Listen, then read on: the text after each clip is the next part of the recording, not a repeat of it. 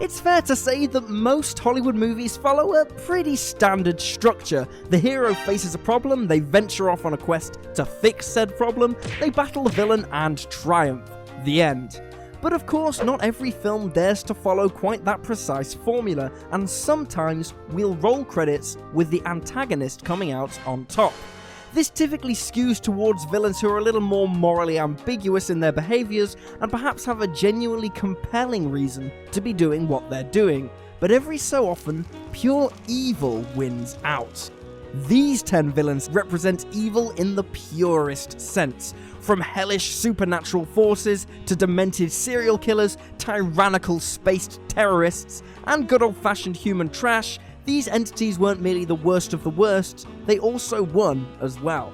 So with that in mind, I'm Will for What Culture, back from learning the hard way that flammable and inflammable mean the same thing, to bring you 10 movies where evil won. Number 10, Drag Me to Hell. Let's kick things off with a movie featuring literal supernatural evil in Sam Raimi's masterful 2009 horror comedy Drag Me to Hell.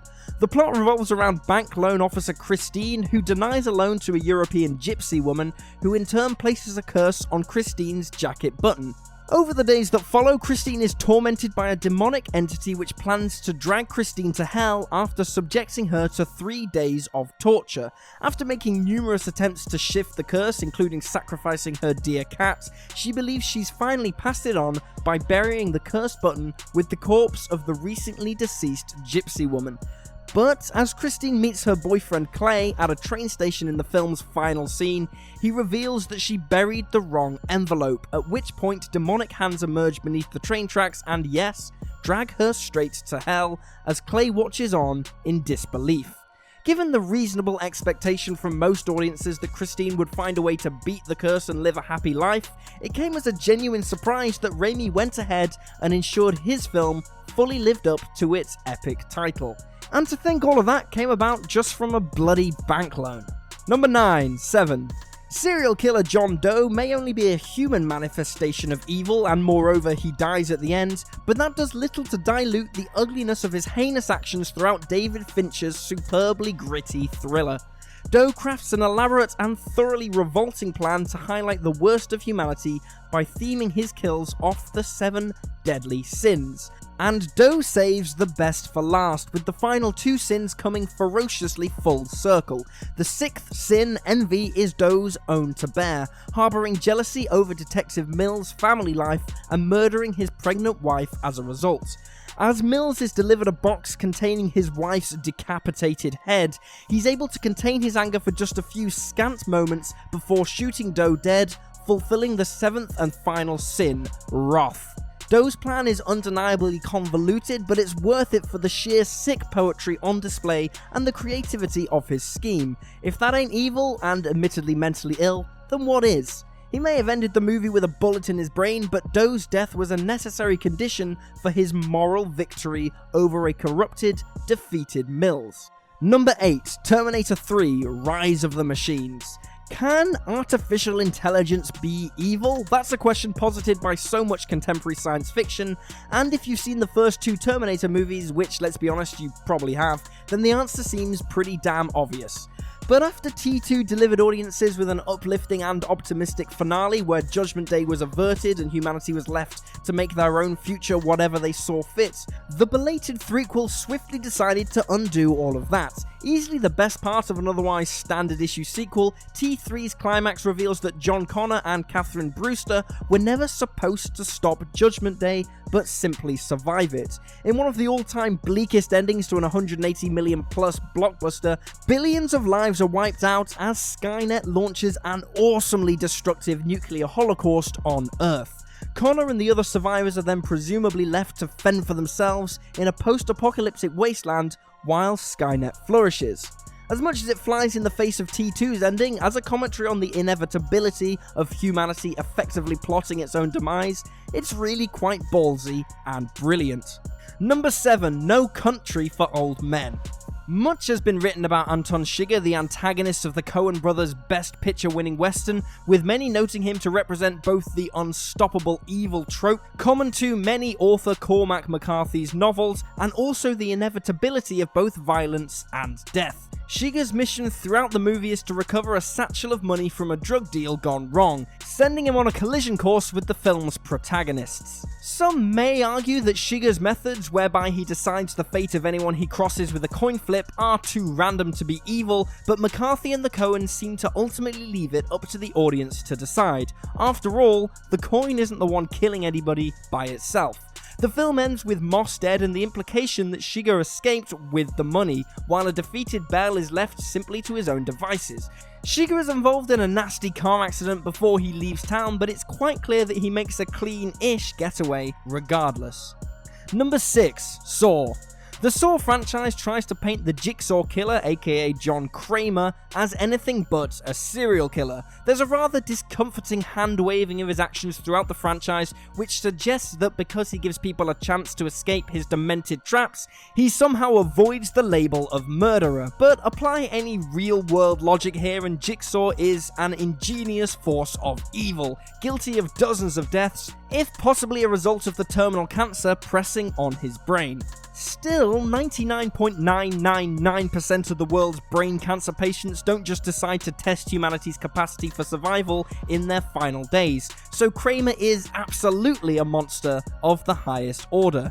And Jigsaw unambiguously, categorically wins in the first two movies, which are, in all fairness, the best two in the series. Number 5. Avengers Infinity War. Yes, there are those who half-jokingly believe that the intergalactic terrorist Thanos actually did nothing wrong by, murdering half the universe by the end of Infinity War, but come on, he's about as evil as they come. Nobody views themselves as a villain in their own mind, just look at real-life tyrants for proof of that, but the Mad Titan's finger-snapping actions ultimately speak for themselves. Skynet may have obliterated a decent chunk of the human race at the end of Terminator 3, but that's child's play compared to what Thanos did. With the snap of the Infinity Gauntlet, he wiped out half of all life in the universe. Except all plants and trees and stuff. I think plants got a pretty good deal out of Infinity War. Thanos' intentions may be for the best in his own sick mind, but since when isn't an unprecedented level of genocide about as evil as it gets? And although he does reveal to an infant Gamora at the end that it cost him everything to do, it's undoubtable that Thanos is the real winner at the end of Infinity War. Number 4. Final Destination. The Final Destination franchise, which is imminently being rebooted, brings with it one hell of a narrative hook. The series' poor saps typically avoid a cataclysmic event after one of their group has a deathly premonition, prompting death to continually return to the quote-unquote lucky survivors, attempting to off them for good by not so subtly influencing the world around them. Now, perhaps if death was just killing the survivors in their sleep, you could argue that the unseen force was simply rebalancing the cosmic scales and keeping the world's population in check. But the needlessly cruel, violent, and often darkly comedic manner in which the human meat shields are dismantled ultimately says otherwise. In these movies, death is a kid putting an insect under a magnifying glass on a hot summer's day. It knows exactly what it's doing and has not a single care for the suffering inflicted. Every single movie ultimately concludes with a final gotcha death, confirming death's dominance over all. Dying isn't inherently evil or a bad thing, it's the most natural thing in the world, but as a sentient, discriminating force, the death depicted in these movies clearly has one hell of a sick sense of humour. Number 3. Chinatown. And now we pivot back to a far more tangible and real evil in Roman Polanski's masterful 1974 film noir, Chinatown.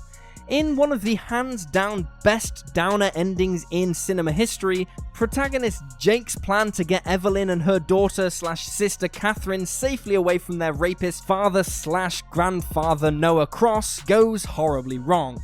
As Cross attempts to take custody of young Catherine, Evelyn shoots him and drives away, at which point the police shoot Evelyn, killing her.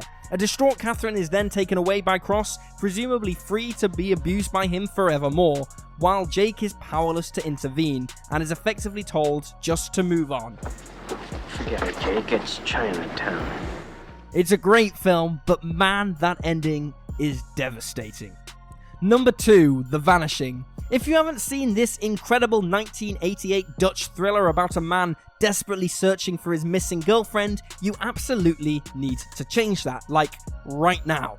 After Saskia disappears at a service station, her boyfriend Rex spends the rest of the movie unable to move on even as the years pass by.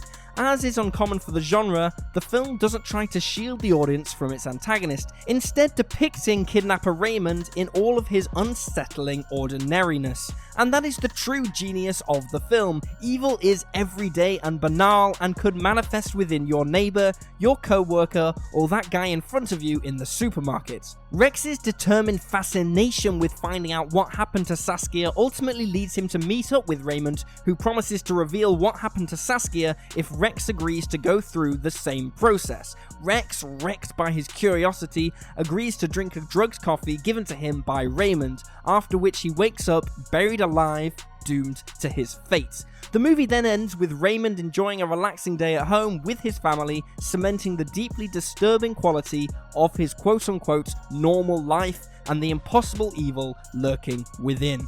Number 1, Hereditary. Ari Aster's incredible directorial debut is one of the most startling and unforgettable films of any genre from the last few years, a deliciously intense, nerve-shredding horror classic. The film revolves around Annie Graham, who begins to experience supernatural phenomena in her home following the death of her mother.